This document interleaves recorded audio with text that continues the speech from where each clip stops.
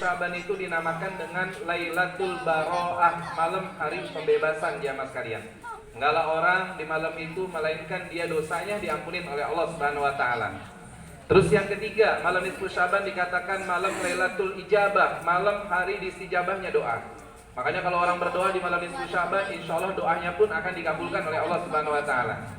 Terus yang keempat, malam nisfu Syaban dikatakan Lailatul Qismah wa Takdir, yaitu malam daripada ketetapan yang diberikan oleh Allah Subhanahu wa taala. Ini jamaah sekalian sesuai yang dikatakan di dalam kitab Kanjun Najah wa Surur Syekh Abdul Hamid Kudus. Beliau adalah seorang ulama dan imam di Mekah Al-Mukarramah jamaah sekalian. Kemudian kalau kita tanya, apa yang harus kita lakukan di malam nisfu Syaban? Yang harus kita lakukan di malam nisfu Syaban yang pertama adalah ihya'ul layali, hidupkan malamnya buat ibadah. Karena ada keterangan hadis khamsun layali, man ahya khamsa layali, siapa orang yang menghidupkan 5 malam ini wajabat lahul jannah, dia akan masuk ke dalam surganya Allah Subhanahu wa taala. Apa 5 malam itu? Jamaah sekalian, yang pertama adalah malam hari tarwiyah. Terus yang kedua adalah malam hari Arafah. Malam yang ketiga adalah malam hari Idul Adha. Malam yang keempat malam hari raya Idul Fitri, dan malam hari yang kelima malam hari raya Idul Adha jamaah sekalian. Itu hidupin malamnya buat ibadah.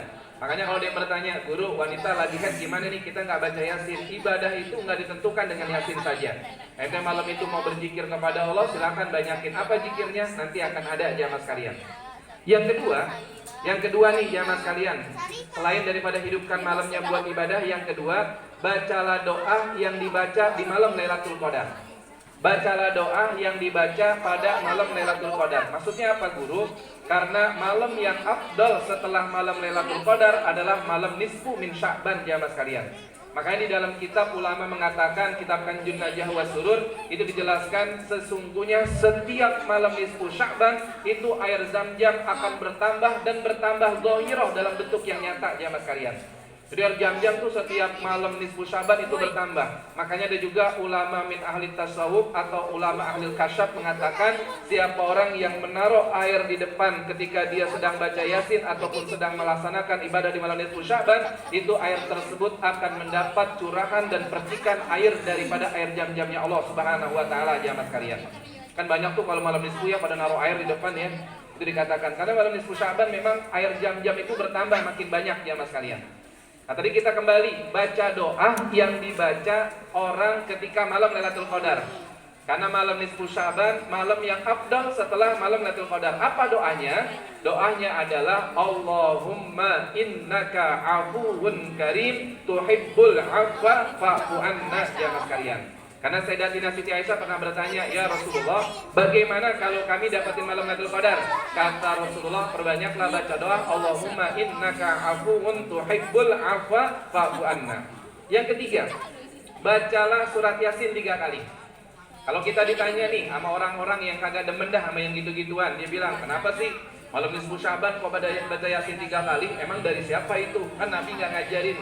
Ya, kalau kita baca di Al-Quran dan di hadisnya, memang kita nggak nemuin. Tapi kalau bicara tentang masalah fadilatul Yasin, hadisnya banyak banget. Siapa orang yang membaca Yasin 1 kali, seakan-akan dia menghatamkan 10 kali Al-Quran. Dan siapa orang yang baca Yasin 1 kali aja, dia punya hajat, hajatnya bakal dikabulin oleh Allah Subhanahu wa taala. Jadi kita kalau ditanya siapa di malam nisfu Sya'ban yang mula-mula mengatakan baca Yasin 3 kali, beliau itu adalah putra daripada Al-Imam Kutubul Ghawas, yaitu Sahibul Ratibul Hadad Al-Habib Abdullah bin Alwi Al-Hadad yang bernama Habib Hasan bin Abdullah bin Alwi Al-Hadad jamaah sekalian. Itu asalnya dari situ jamaah sekalian. Baca Yasin 3 kali. Yang pertama niatin panjang umur dalam taat kepada Allah, kita baca doanya. Terus niatin yang kedua biar berkah rezeki, biar Allah jamaah sekalian berikan kita kemakmuran, itu baca doanya. Yang ketiga Allah wafatin kita dalam keadaan husnul khatimah, baca doanya. Itu salah satunya amaliyah di malam nisfu Sya'ban. Kalau ada orang yang bertanya, kapan kita bacanya? Yang afdal awalul lail, yaitu ba'da salat maghrib. Kalau nggak bisa ba'dal isya, kalau nggak bisa mau tidur, yang terpenting waktunya dari maghrib sampai menjelang salat subuh jamaah sekalian. Terus apa lagi? Yang ketiga, yang keempat maksudnya. Yang keempat adalah baca doanya Nabi Yunus alaihissalam. Apa doanya Nabi Yunus? La ilaha illa anta subhanaka inni kuntu minadh dhalimin. Baca jamaah sekali malam nisfu Syaban sebanyak 2375 kali jamaah sekalian. Sanggup nggak kira-kira? La ilaha illa anta subhanaka inni kuntu minadh dhalimin. Enggak sanggup patungan. Kalau di musola yang hadir 100 orang dibagi 2375 dibagi 100 dapat berapa tuh? Patungan aja udah. Kalau nggak sanggup gimana Pak Ustadz? Udah, kalau nggak sanggup baca 375. Nggak sanggup juga gimana Pak Ustadz? Baca 75. Nggak sanggup juga bagaimana guru? Baca 5 aja udah. Kalau nggak sanggup juga kebangetan. Iya, 5 nggak sanggup juga. Emang kenapa kok bisa dikurangin? Kita pakai kaidah usul fiqh, la yatruku kullu, la yatruku kullu. Kalau nggak bisa semua, jangan ditinggalin semuanya. Ibadah mah begitu, nggak bisa 100 ya 50. Nggak bisa 50 ya 30, nggak bisa 30 ya 20. Sama kayak sholat tasbih, bisa setiap hari, nggak bisa seminggu sekali, nggak bisa setahun sekali, nggak bisa seumur hidup sekali. Kalau nggak bisa juga kebangetan. Iya, jamaah namanya ibadah tuh seperti itu adanya. Jadi baca la ilaha illa anta subhanaka inni kuntu minadz. Bahkan ada satu keterangan dari ulama kita, siapa orang yang hatinya gelisah, siapa orang yang lagi dalam dirundung dengan satu masalah, dia punya hutang, kalau dia berdoa, dia baca 3 kali setiap hari la ilaha illa anta subhanaka inni kuntu minadz dhalimin, maka doanya akan disijabah oleh Allah Subhanahu wa taala jamaah sekalian. Nah, kemudian pernah di malam nisfu Syaban Nabi dicari sama Sayyidatina Aisyah. Sayyidatina Siti Aisyah nyari Rasulullah, ke rumah istri yang lain gak ada, ke rumah Sayyidatina Fatimah gak ada. Akhirnya Sayyidatina Fatimah keluar dengan Sayyidina Ali, Sayyidina Hasan wal Husain, sama Sayyidina Fatimah radhiyallahu anha, sama Sayyidatina Khadijah radhiyallahu anha. Keluar berlima jamaah sekalian. Nyari tuh Rasulullah kemana? Muterin Masjidin Nabawi. Ketika muterin di Masjid Nabawi, ternyata Nabi itu jamaah sekalian, Sayyidatina Fatimah ngelihat, ya Ali katanya suamiku, ya Ummi Aisyah, wahai ibundaku, wahai anakku Sayyidina Hasan wal Husain, unjur ila nur, lihat ada cahaya di sana. Ini kita gambar ini, kalau musolah Masjid Nabawi berarti ke sebelah kiri jamaah sekalian. Di sebelah kiri itu ada namanya Hujratus Syarifah. Jadi kalau mimbarnya Nabi dengan kamarnya itu namanya Raudhah min Riyadhil Jannah. Terus kalau ke sana lagi itu ada kubur namanya Baqi jamaah sekalian. Makanya kita kan kalau rapi sholat nih, seorang imam nih kalau habis baca Allahumma antas salam wa minkas salam, seorang imam itu kan disunahkan ketika kiblat kan dia madhab begitu, dia disunahkan madhab ke arah sana, ke hadap jemaah sebelah kanan. Tapi itu diharamkan di tempat yang dua. Yang pertama, kalau berada di Masjid Nabawi jangan. Kenapa? Karena kalau kalian madhab sana, kalian akan ngebelakangin Nabi Muhammad SAW. Yang kedua, ijauh jidal mar'ah. Kalau di samping kanannya ada wanita. Makanya kalau dalam sholat berjamaah, wanita di belakang jangan ditaruh di saf yang sebelah kanan, tapi taruh di saf yang sebelah kiri jamaah sekalian. Akhirnya udah semuanya marahin dah ke cahaya tersebut. Ketika heningan malam tuh dideketin cahaya tersebut ada suara nangis. Suara nangis dengan lirih, dengan begitu sedihnya memecahkan suasana malam yang begitu gelap sambil mengatakan ya Allah ummati, ya Allah ummati, ya Rabb ummati. Terus begitu aja jamaah sekalian. Sayyidatina Fatimah ngedenger ternyata siapa? Itu doa yang terpancar daripada lisan yang mulia Nabi Muhammad SAW. Dalam sujudnya yang begitu indah, beliau tiba-tiba bangun sambil mengatakan Allahu Akbar, seakan-akan bulan purnama muncul di kegelapan malam jamaah sekalian. Sayyidatina Fatimah ngeliatin ayahandanya menangis. Lalu beliau melihat begitu mulianya wajahnya Rasulullah dan di sini ada semacam tanah yang menempel sedikit dengan air mata. Beliau langsung mengusap daripada wajah yang indahnya Nabi Muhammad SAW. Beliau bilang begini, ada apa wahai Abi, katanya, ayahandaku, apa yang menyebabkan kau menangis?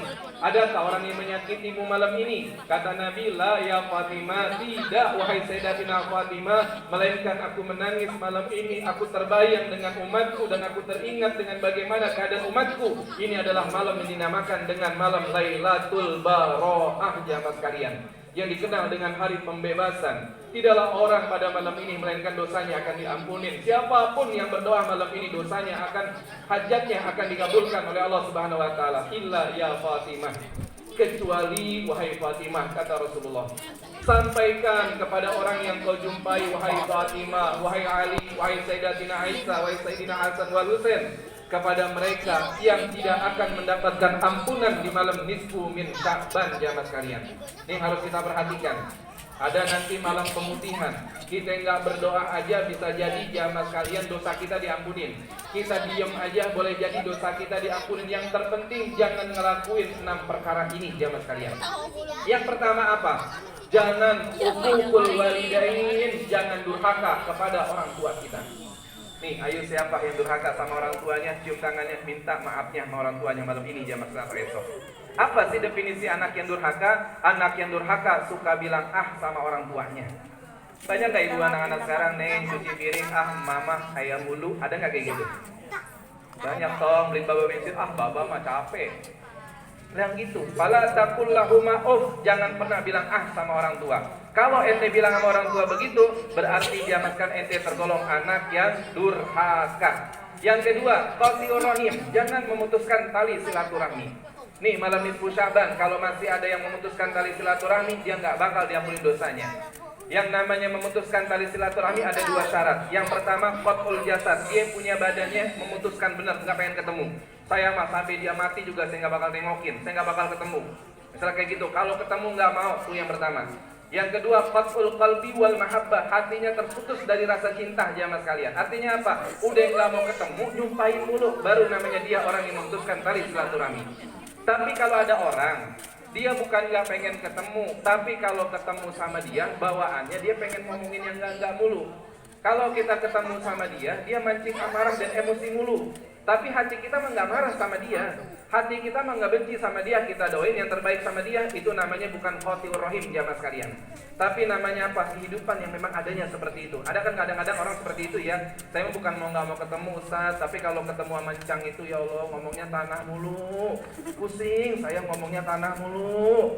Akhirnya mas saya udah mati diomongin mulu. Saya mau bukan nggak mau ketemu, saya nggak mau dengar yang kayak gitu. Hati saya sih nggak marah sama encang saya, hati saya sih nggak marah sama encing saya, tapi saya nggak mau ketemu, menghindari daripada hati saya biar nggak kotor. Kalau kayak gitu namanya bukan qati'ur rahim jamaah sekalian.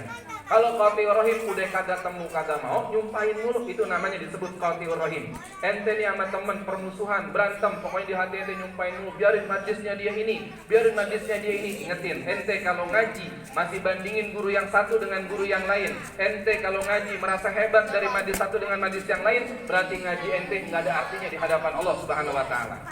Ente kalau ngaji masih seperti itu, apa kata Imam Al-Habib Abdullah bin Hasan bin Tahir? Laisa ilmu bil mujadalah, walakinal ilmu bil khasyah kullu. Ilmu itu bukan ente berdebat, bukan ente pejengin, saya udah belajar kitab ini, saya udah bisa ini. Ente maafan ngajinya hadro mulu, ente mengaji unggul-unggul mulu. Yang bilang kayak gitu ngajinya nggak ada artinya di hadapan Allah Subhanahu wa taala.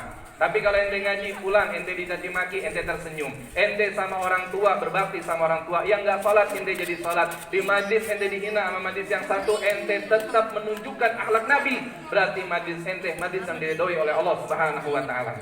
Ini catatan jamaah sekalian. Laisa ilmu bil mujadalah, walakinal ilmu bil khasyah kullu. Kalau ente ngaji nggak ada rasa takut ente sama Allah, berarti ngaji ente belum ada artinya jamaah sekalian. Ini secara hakikatnya. Kalau syariat terus saja ngaji nggak apa-apa, sampai nanti ente dibenerin sama Allah Subhanahu wa taala. Nah kemudian jamaah sekalian, jangan memutuskan tali silaturahmi. Yang paling pedih kata Nabi, qati'ur rahim la yadkhulul jannah walau mata fi jawfil Ka'bah. Orang yang mutusin tali silaturahmi nggak bakal masuk surga sekalipun dia matinya di tengah-tengah Ka'bahnya Allah Subhanahu wa taala. Iya jamaah, kadang kenapa kita sedih ngeliat orang, kadang encang sama encing pada berantem, ribut tanah, tembok main gede-gedean. Iya banyak banget kadang-kadang saudara abang sama adek berantem gara-gara tanah, gara-gara apa, berantem jamaah sekalian. Sekarang yang terjadi banyak saudara pada jauh, orang yang jauh pada jadi saudara sama kita. Ini banyak yang terjadi. Nih kalau saya tanya, orang kalau meninggal di tengah Ka'bah bagus nggak? Bagus. Orang lagi sholat meninggal bagus nggak? Orang lagi baca Al-Quran meninggal bagus nggak? Bagus. Itu pandangan mata kita, tapi belum tentu pandangannya Allah Subhanahu wa taala. Kalau orang yang lagi sholat dia qati'ur rahim. Kalau orang yang baca Al-Quran dia meninggal dia qati'ur rahim. Kalau orang yang di tengah Ka'bah dia habis nyium Hajar Aswad tapi dia qati'ur rahim, tetap haram baginya masuk surganya Allah Subhanahu wa taala. Pernah cerita ketika saya di Hadramaut jamaah sekalian, ada seorang kaya pengen pergi haji. Ini masih pada sanggup nggak? Masih pada kuat nggak? Kuat. Semangat nggak? Semangat. Pakai izin deh. Sallu ala Nabi. Insya Allah aku nyampein dengan rasa cinta, bukan dengan rasa apa-apa ya. Iya, insya Allah.